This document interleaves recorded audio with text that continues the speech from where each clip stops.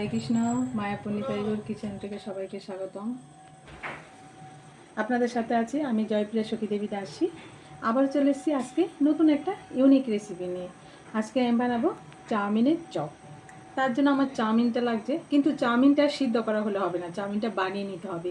এই দেখুন, আমি ক্যাপসিকাম, গাজর, লঙ্কা দিয়ে যেরকমভাবে আমরা চাউমিন তৈরি করি ঠিক একদম চাউমিনটা রেডি করে নিয়েছি, একদম ঝরঝরা, খুব সুন্দর। তার মধ্যে এখন আমার লাগছে, এখানে আমি ধনেপাতা কুচি নিয়েছি, লঙ্কা কুচি নিয়েছি, আর এখানে একটু চিজ নিয়েছি, গোলমরিচ গুঁড়ো, ময়দা, কর্নফ্লাওয়ার।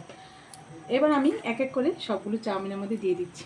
এখানে আমি একটু ধনেপাতা কুচি একটু পরিমাণে বেশি করে দিচ্ছি। ধনেপাতা কুচিটা বেশি দিলে না এই চপটা খুবই টেস্ট হয়।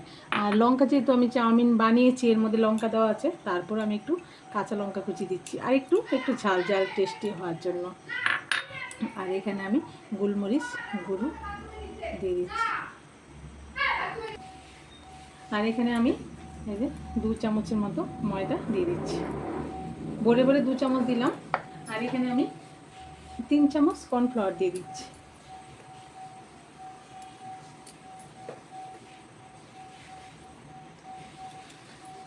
যেহেতু আমি আবার কর্নফ্লাওয়ার ময়দা দিচ্ছি, চাউমিন তো রান্না করেছি আমি লবণ দিয়ে, আমি আর একটু স্বাদ মতো লবণও দিয়ে দিলাম।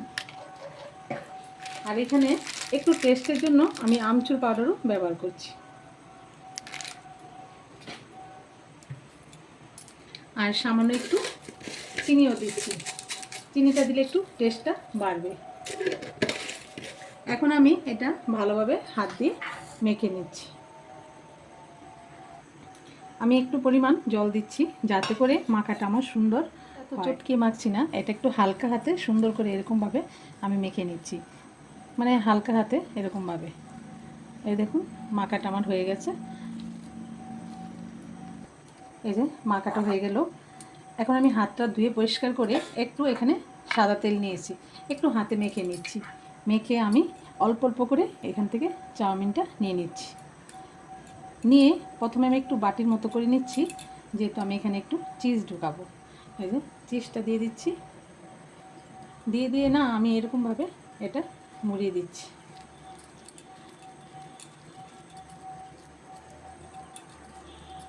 প্রথমে সবগুলো চপগুলো আমি বানিয়ে নিচ্ছি।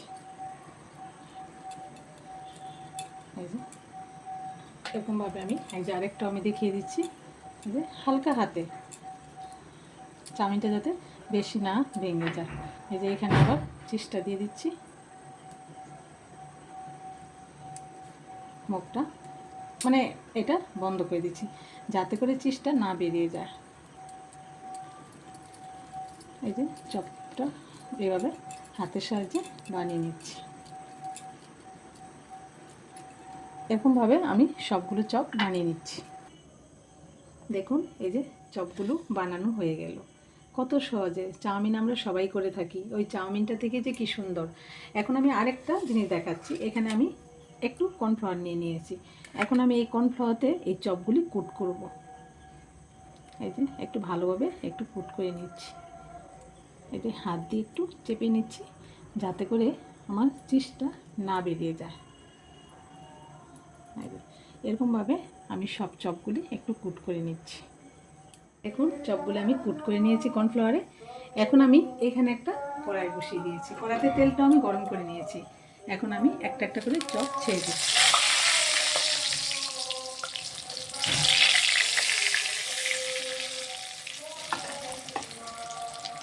এবার উল্টে পাল্টে আমি চপগুলি সুন্দর করে ভেজে নিচ্ছি। এই দেখুন আমি চপগুলি উল্টে দিচ্ছি। এই যে এটা হাই ফ্লেমে সুন্দর করে লালচে করে ভেজে নিলে হবে। একটু আস্তে আস্তে করে আমি হাই ফ্লেমেই রেখেছি গ্যাসটা। এখন আমি ভেজে নিচ্ছি উল্টে পাল্টে। এই যে সাইডে আমি আরেকটু দিয়ে দিয়েছি চপ এর মধ্যে। এই যে উল্টে পাল্টে ভেজে নিচ্ছি।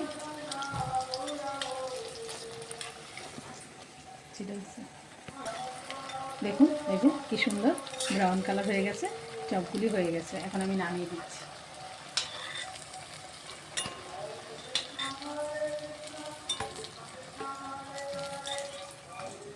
এগুলো একটু দেখুন এই যে সবগুলি চপ ভাজা হয়ে গেছে।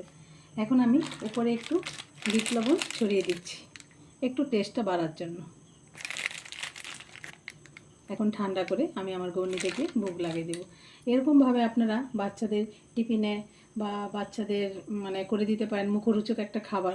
আর চাউমিন সবার ঘরেই থাকে, ওই ঘরে থাকা উপকরণ দিয়ে এত সুন্দর একটা মানে রেসিপি হয়। আপনি এরকম করে ভগবানকে ভোগ লাগিয়ে প্রসাদ পাবেন। আর কেমন লাগলো অবশ্যই কমেন্ট করে জানাবেন। সবাই ভালো থাকবেন, সুস্থ থাকবেন। আবার দেখা হচ্ছে পরের ভিডিওতে। হরে কৃষ্ণ।